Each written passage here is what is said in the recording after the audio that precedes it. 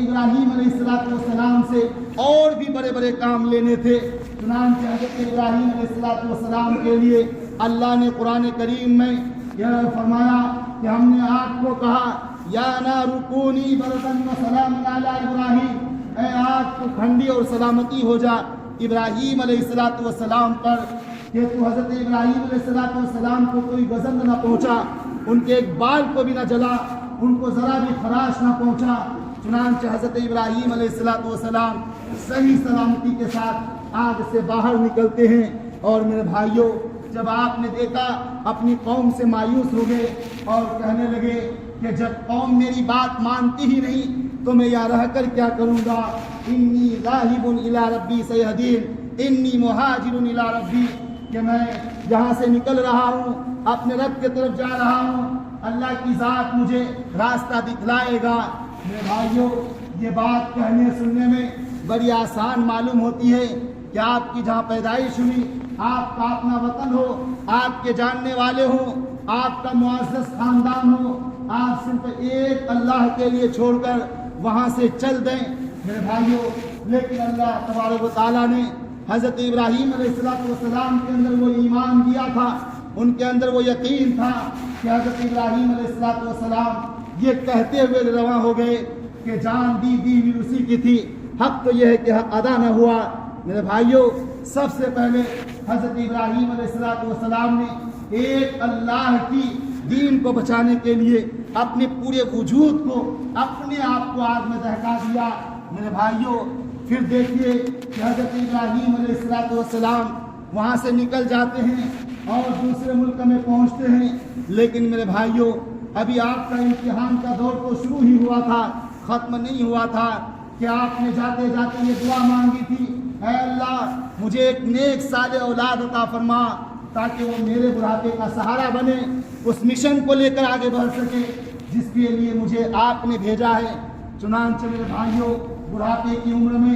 آپ علیہ السلام کو ایک بیٹا حضرت اسماعیل علیہ السلام کی شکل میں پیدا ہوا، جو بڑے بردبار، بڑے مشقتوں کو برداشت کرنے والا، مشکلوں پر ڈٹ کر رہنے والا تھا۔ حضرت ابراہیم علیہ السلام کو وہ بیٹا عطا کیا گیا، لیکن میرے بھائیوں، یہاں پر بھی حضرت ابراہیم علیہ السلام کو اللہ کی طرف سے حکم آیا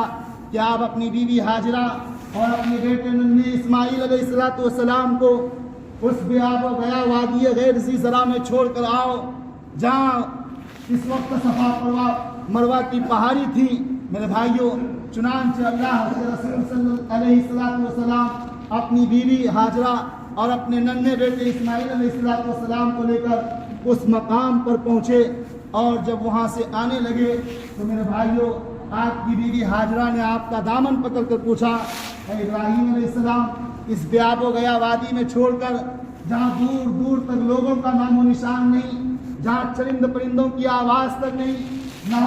جہاں نہ پانی نہ کوئی اور چیز نظر آتی ہے، یہاں آپ چھوڑ کر مجھے کیوں جا رہے ہیں؟ چنانچہ حضرت ابراہیم علیہ السلام کی زبان بند تھی، شاید کہ اللہ کی طرف سے زبان نہ کھل رہی ہو، چونکہ آپ بھی حضرت ابراہیم جیسے جلیل القدر پیغمبر کی بیوی تھی۔ آپ نے فرمایا، اللہ امرک بہذا، کیا پیغمبر ابراہیم علیہ السلام یہ اللہ کا حکم ہے کہ جو آپ ہمیں یہاں چھوڑ کر جا رہے ہیں؟ میرے بھائیوں، پھر حضرت ابراہیم علیہ السلام نے کہا، ہاں یہ اللہ کا حکم ہے۔ میرے بھائیوں، قربان جائیے اس عورت پر، اس ماں پر کہ حضرت ہاجرہ علیہ السلام نے پھر کہا، اذا لا یزین اللہ، اگر یہ اللہ کا حکم ہے تب تو ہمیں اللہ ضائع نہیں کرے گا، اس لیے کہ وہ اللہ جو آپ کو نمرود کے دہکتی ہوئی آگ سے بچا سکتا ہے، تو وہ اللہ یہاں پر ہمیں کیسے ضائع ہونے دے گا؟ چنانچہ میرے بھائیوں، اجازت ملتی ہے اور حضرت ابراہیم علیہ السلام وہاں سے روانہ ہو جاتے ہیں۔ اور میرے بھائیوں، اور ابراہیم علیہ السلام کو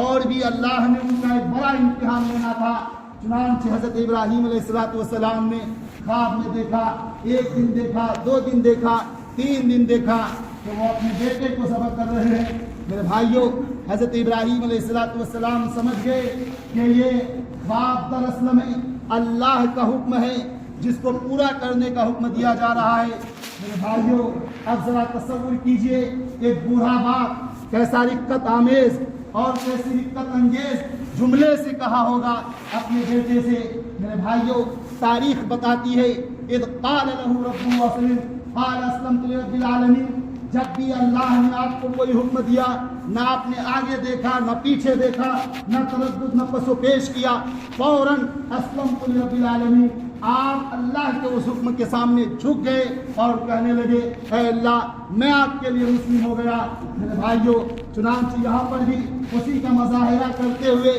اپنے بیٹے سے کہا یا بنی انی ارا فی المنام انی اذبحک فانظر ماذا تری۔ میرے بھائیوں، آپ عربی کے الفاظ پر غور کریں۔ لفظ ابن کے معنی بیٹا ہوتا ہے اور یا ابنی بھی کہہ سکتے تھے، لیکن بنی یہ ہے جو ابن کی تصغیر ہے۔ جیسے میرے بھائیوں، بیٹا سے بچوا یا پیارے بیٹا، اس کا ترجمہ کیا جا سکتا ہے۔ آپ نے کہا اے میرے پیارے بیٹے، اے میرے دل کے دھڑکن، میں یہ خواب میں دیکھ رہا ہوں کہ میں تجھے ذبح کر رہا ہوں۔ میرے بھائیوں، حضرت ابراہیم نے اپنے بیٹے سے کہا بتاؤ تمہاری کیا رائے ہے۔ میرے بھائیوں، کیونکہ حضرت اسماعیل علیہ السلام بھی آخر اسی والد اور اسی ماں جنہوں نے اپنے والد کو بے آب و گیا میدان میں جانے کا حکم دے دیا تھا، اسی کی تو خون تھا ان کے رگوں میں۔ میرے بھائیوں، وہی تو بردباری تھی ان کے اندر۔ فوراً حضرت اسماعیل علیہ السلام تعمیل حکم میں اپنے ننھے زبان سے کہتے ہیں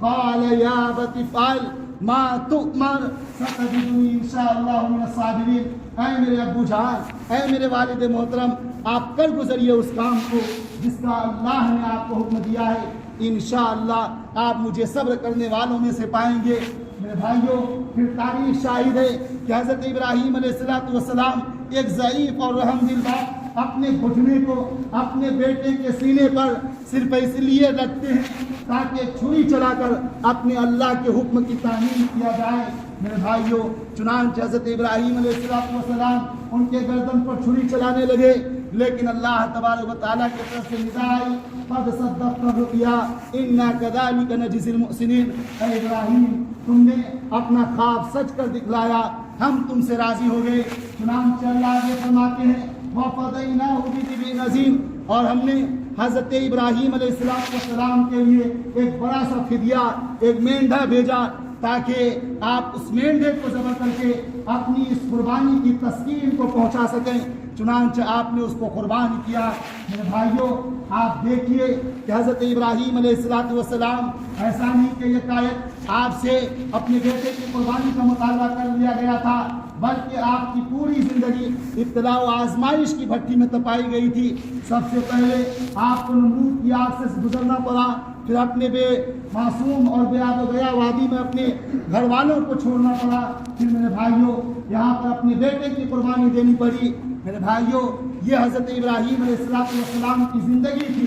آج میرے بھائیوں، ہم ان کے نام پر قربانی دیتے ہیں، آج ہم ان کی یاد کو تازہ کرتے ہیں۔ یاد رکھیے، اگر ہم ایک مسلمان ہیں، ہم ان کے واقعے کو تازہ کرتے ہیں تو ہم ان کی روح کو جانیں، ان کا مقصد کیا تھا، قربانی کا مقصد کیا ہے، ان کا جذبہ کیا ہے، وہ ہم اپنے اندر پیدا کریں۔ میرے بھائیوں، ایسا نہیں کہ ہمارے لیے یہ گوشت کا قربانی دینا صرف یہ ہو جائے کہ عام دنوں کے مقابلے میں بقرعید کے دن ہم زیادہ گوشت کھائیں اور دوسرے کو کھلائیں۔ میرے بھائیوں، قربانی کا اصل مقصد یہ ہے کہ حضرت ابراہیم علیہ السلام کی زندگی کو پڑھیے اور دیکھیے کہ جب بھی اللہ نے آپ کو حکم دیا،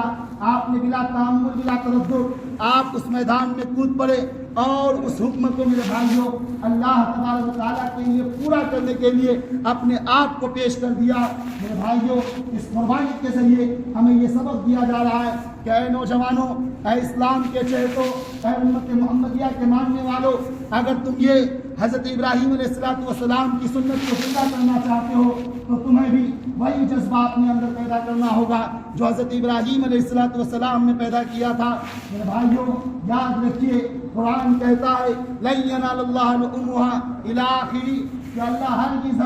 اس شخص کی قربانی کو قبول نہیں کریں گے جن کے اندر نیت صحیح نہ ہو، جن کا اخلاص نہیں ہو، تقویٰ نہیں ہو، جانثاری کا جذبہ نہیں ہو۔ میرے بھائیوں، یاد رکھیے، حضرت ابراہیم علیہ السلام کی اس قربانی کو علامتی طور پر جو ہم دیتے ہیں، ہمارے اندر وہ جذبہ پیدا ہو جائے کہ اسلام پر جب آنچ آئے، جب دین کو ہماری ضرورت پڑے تو ہم کودتے ہوئے ہنستے مسکراتے ہوئے اپنی جان کو میرے بھائیوں اللہ کے لیے قربان کر دیں گے. جس طرح حضرت ابراہیم علیہ السلام نے اپنے اسماعیل کے گردن پر چھری چلا کر اپنے آپ سے اللہ کو راضی کرنا چاہتے تھے، ٹھیک اسی طرح ہم بھی اپنی جانوروں پر چھری چلا کر اپنی گردنوں کو جہنم کی آگ سے آزاد کرا لیں. یہی اس کی روح ہے، یہی اس کا مقصد ہے. اللہ تبارک و تعالیٰ سے دعا کرتے ہیں کہ اللہ تبارک و تعالیٰ ہمیں قربانی کی حقیقی روح اور اس کے صحیح مقاصد پر عمل کرنے اور وہ ہمیں اپنے اندر پیدا کرنے کی توفیق عطا فرمائے. وآخر دعوانا الحمدللہ رب العالمین.